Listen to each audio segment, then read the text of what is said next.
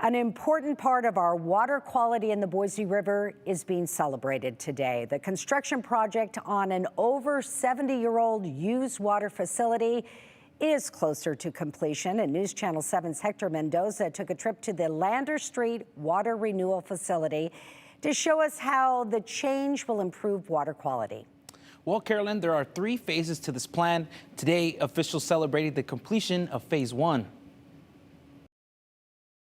3 years and about $46 million later, phase 1 of a 10-plus year project is complete. So phase 1 really was looking at, fixing the bookends of the plant, so the beginning and the ends. This building on Lander Street near West State Street is where the start of the water treatment process begins. This is where we remove large solids from the waste stream coming in.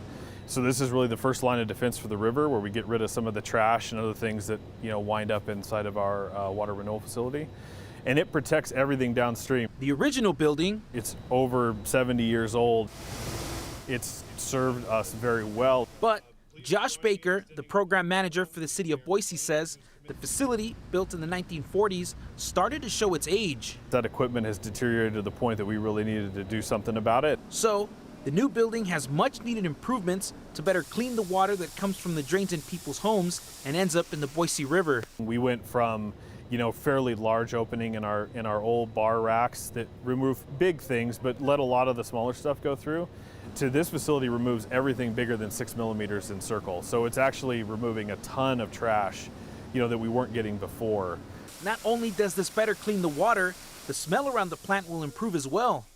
Odor coming off of all of our different processes in this facility, we're putting it through a carbon scrubber and actually emitting that up into the atmosphere, which helps us to not have any odor complaints. Phase 1 also added a new UV building.